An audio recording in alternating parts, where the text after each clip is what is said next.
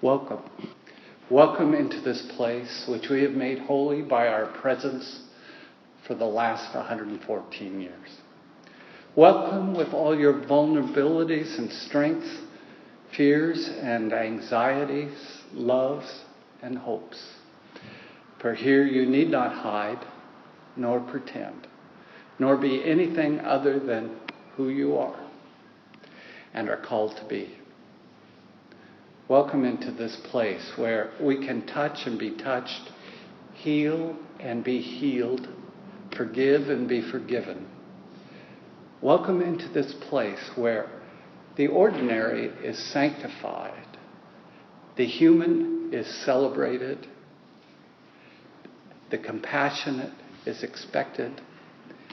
Come into this place. Together we make it a holy place.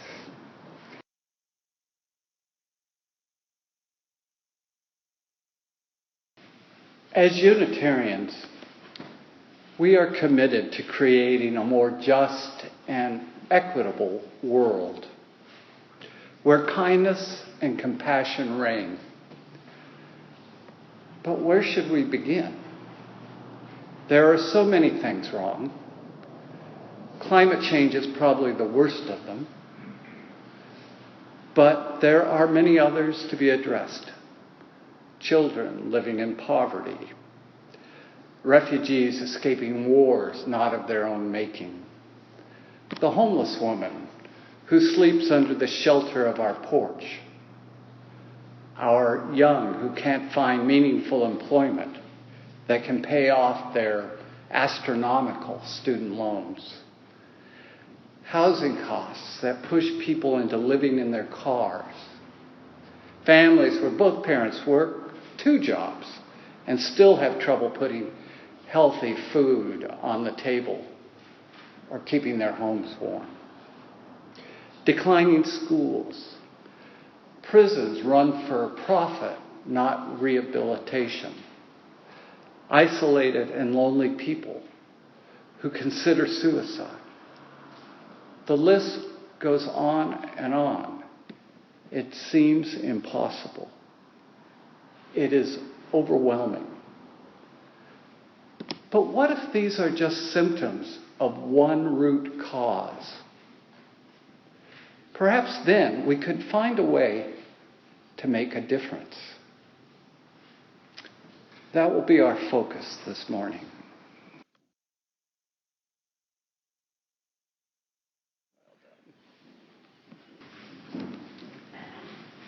This week in our adult religious education, I was given a gift, an aha moment. We are looking at saving Jesus from Christianity. And this week we asked the question, who was Jesus? Now there were many answers. A wisdom teacher, a prophet, a healer, a mystic. But then one scholar said, Jesus was a conversationalist. I had never thought of that before. That was quite an insight for me. Because sure, the Gospels are filled with times that Jesus is having conversations with a wide variety of people. Not within his own little closed bubble, but, one moment a centurion and another time a Syrophoenician woman and lots of people in between. When I reflect on those conversations, he converses with me as well.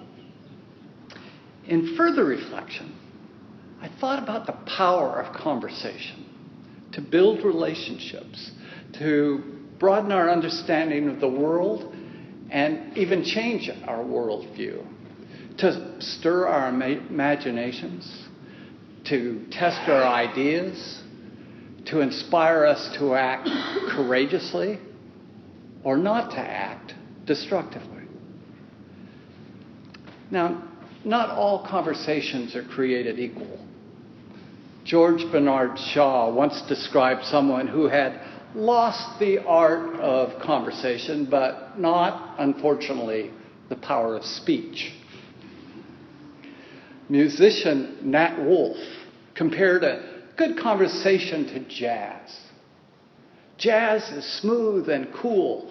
Jazz is rage. Jazz flows like water. Jazz never seems to begin or end. Jazz isn't methodical, but jazz isn't messy either. Jazz is a conversation, a give and take. Jazz is the connection and communication between musicians. Jazz is abandon. The gift of a good conversation offers is a journey into uncharted waters, capable of taking us to unimaginable places, full of new discoveries and new life. Maurice Chevalier once said, "An artist carries on throughout his life a mysterious, uninterrupted conversation with his public." I think that's true of preachers as well. When the newsletter comes out with a list of topics for the month, there's a temptation to see each week as an individual isolated event that begins at 10:30 and ends at after morning tea. A while back when I asked if you are a mystic, I explained that when we break the world into discrete parts, we are using our rational, analytical selves. Our default position is Unitarians. We divide reality into discrete parts and give each part a name so we can hold it in our minds and manipulate it. The mystic does the opposite, developing a direct nonverbal awareness of the world, others, and his or herself as a unity, as one, as a living whole. Where my individual sermons are concerned, my hope is you will experience them like a mystic, not as a single event, but as ongoing conversation that doesn't end after morning tea, but continues in your feedback to me and conversations with others and unspoken in your mind. Conversation is the connective tissue between each sermon that creates the whole. But let me tell you a secret. I have no idea where the conversation will go. When I prepare the next month's list of topics, each is just the germ of an idea. They spring from where we have been in the conversation. Often, when it is time to prepare them, they don't go where I anticipated because the conversation has shifted or shaped my earlier thoughts. That is no less true of today's topic. What is at the root of everything that is wrong? It is what follows after 2 sermons on the Trump phenomenon that has only gotten more surreal in the last week, Rachel's talk on the future of work, and the Anzac Sunday talk on how the tax havens of the 1% wreak war, destruction, and chaos upon us. You may have seen it. George Monbiot recently wrote in The Guardian, "Imagine if the people of the Soviet Union had never heard of communism. The ideology that dominates our lives has, for most of us, no name. Mention it in conversation and you'll be rewarded with a shrug. Even if your listeners have heard the term before, they will struggle to define it. Its anonymity is both a symptom and cause of its power. It has played a major role in a remarkable variety of crises. The financial meltdown of 2007-8, the offshoring of wealth and power, of which the Panama Papers offer us merely a glimpse, the slow collapse of public health and education, the resurgence of child poverty, the epidemic of loneliness, the collapse of ecosystems, the rise of Donald Trump. But we respond to these crises as if they emerge in isolation, apparently unaware that they have all been either catalyzed or exacerbated by the same coherent philosophy, a philosophy that has or had a name. What greater power can there be than to operate namelessly? But it does have a name. It is neoliberalism, a word you have heard from me from time to time. Why should this be an issue in church, you might reasonably ask? The answer is that as Unitarians, we are glued together by our 7 principles. Neoliberalism, directly or indirectly, undermines every one of our 7 principles. It has become another human construct of God. We have been told that the market dictates how we are to live. It is all-powerful. It must not be interfered with. It must be obeyed. But it is not a loving and compassionate God, but a vengeful one, preferring to co-opt all that oppose it, as it has with political parties on the center left. Yet its moral position is that destroying its opposition is acceptable if it means preserving its divinity. The crushing of trade unions is an example.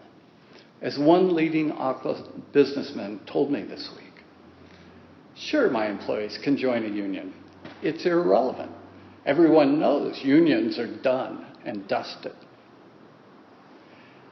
Neoliberalism is sapping us of our spiritual connection with ourselves, our neighbors, and our planet, none of which it cares about beyond its ability to exploit them for profit. I see my task today to be Toto. Remember Toto? In The Wizard of Oz, the wee pup pulls back the curtain, exposing the man who pulls the levers controlling the great and terrible Oz. We cannot stand up against a nameless God and the invisible hands that manipulate it for their gain, unless we know something about it and its creeds. We tend to think neoliberalism was the creation of Roger Douglas, Ronald Reagan, and Margaret Thatcher. But they were just the ones who sold it to an unsuspecting public. In truth, its ideas had been developed more than 30 years earlier. The term was coined in 1938 at a conference in Paris. 2 Austrian exiles who fled Nazism, Ludwig von Mises and Friedrich Hayek, took the term and gave it flesh. They saw the New Deal and Britain's welfare state as being only different shades of Nazism and communism. Hayek argued that government planning crushed individualism.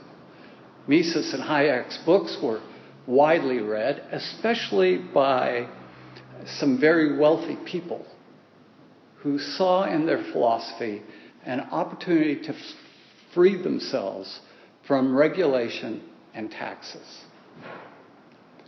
In 1947, Hayek founded the first of many organizations and think tanks funded by millionaires that would and still do spread the doctrine of neoliberalism. According to Monbiot, they created an international neoliberal network of academics, businessmen, journalists, and activists. They even financed academic positions in departments at the universities of Virginia and Chicago. Monbiot says that as it evolved, neoliberalism became more strident. Neoliberal apostles such as Milton Friedman argued that governments should not prevent monopolies from forming, but should reward them for their efficiency. At the same time it became more strident, it became nameless. In 1951, Friedman was happy to call himself a neoliberal, but soon after that, the term began to disappear and was not replaced by another. At the same time, Monbiot says, the ideology became crisper and the movement more coherent. For the next 20 years, it bided its time. Keynesian economic principles were still being widely applied. Full employment and the relief of poverty were widely held goals in Europe and the US. Top tax rates were high, and governments developed public services and safety nets without embarrassment. But in the 1970s, economic crises hit the US and Europe, and neoliberal ideas began to enter the mainstream with the help of sympathetic journalists and political advisors. Jimmy Carter's administration and Jim Callaghan's government in Britain cracked open the door to neoliberalism by picking up neoliberal monetary policies. Thatcher, Reagan, and later Douglas threw open the door, imposing the rest of the package of neoliberal ideas: massive tax cuts for the rich, the crushing of trade unions, deregulation, selling off of state assets, outsourcing, and competition in public services. The International Monetary Fund, the World Bank, and the World Trade Organization imposed neoliberal ideas without much or any democratic consent on most of the rest of the world. Sadly, there was plenty of support from the left to this conquest. Lest we forget, Roger Douglas was in a labor government, and Bill Clinton sold out labor in his pushing through the NAFTA neoliberal trade agreement and by repealing what's called the Glass-Steagall Act, which had prevented commercial banks from offering securities, which led directly to the global financial meltdown in 2008. How did neoliberals sell their ideas as being divine revelation? In simplest terms, they said only an unfettered free market protected individual freedom. But we didn't read the small print. They meant freedom for the wealthy elite. In Monbiot's words, freedom from trade unions and collective bargaining means the freedom to suppress wages. Freedom from regulation means the freedom to poison rivers, endanger workers, charge iniquitous rates of interest, and design exotic financial instruments. Freedom from tax means freedom from the distribution of wealth that lifts people out of poverty. Perhaps the most pernicious of neoliberal ideas is that there are winners and losers. Winners deserve to win and losers should be punished. This is a very old idea that goes back to the days of the prophet Jeremiah. The faithful are blessed, and a demanding God punishes the unfaithful. The story of Job mocks this idea, but today there is no Job to mock Ronald Reagan's derogatory welfare queen comments or Paula Bennett's disdain and punishment of beneficiaries. A neoliberal God shows no mercy to those whose lives are being destroyed by a rigged system that has ripped huge holes in the safety net and privatized social services. This hasn't happened by accident. It is a part of the neoliberal creed. And it is not just those at the bottom of the economic ladder who the neoliberal God disdains as losers. It's any of us who have insecure employment, try to survive on stagnant wages as costs continue to soar, are deeply in debt because of rising housing costs or student loans, subsidize companies that refuse to pay the creators of their wealth a living wage, or pay taxes to bail out too big to fail banks or corporations who now own our public assets. The individual who was promised freedom by this God has none except what they choose to buy if they have the money to buy it. The result is powerlessness that has resulted in the disenfranchisement of the poor and middle classes.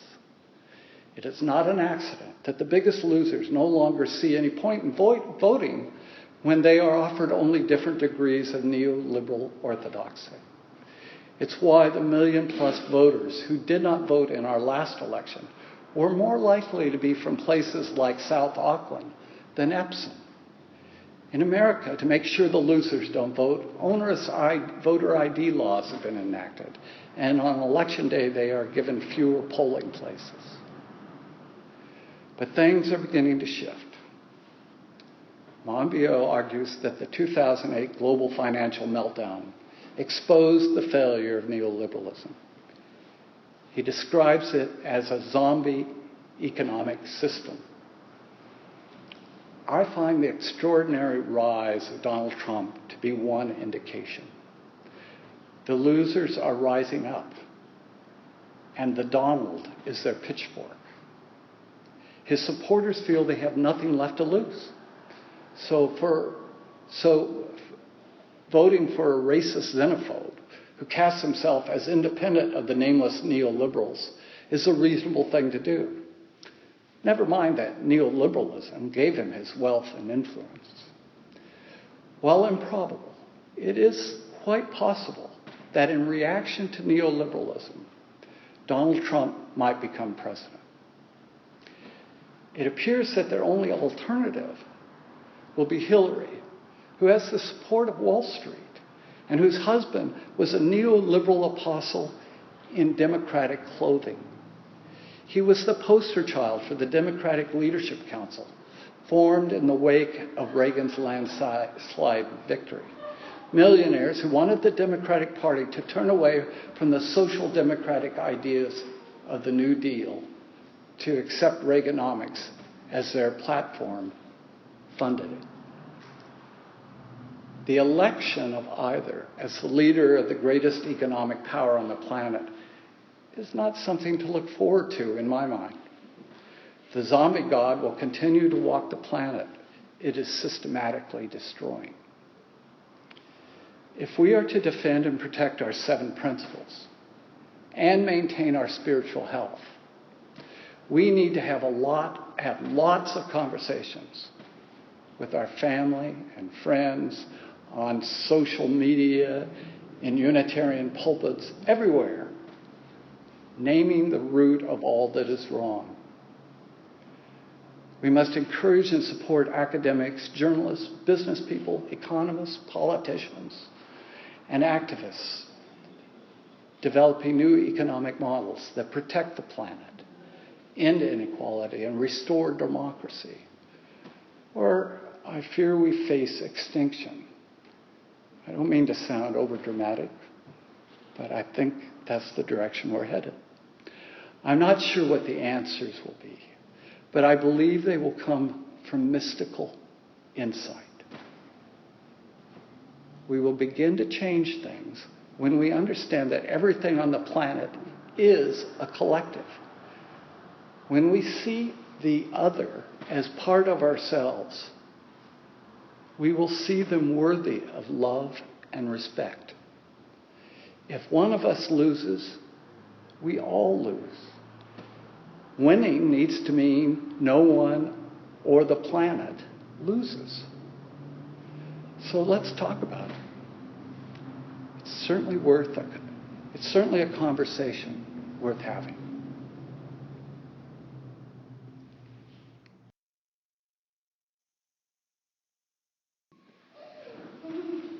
Worship need not cease. It can echo in our lives, in our conversations, in our deeds, in our moods, in our dreams. Carry worship with you wherever you may go. Be a blessing in your going out and your coming in.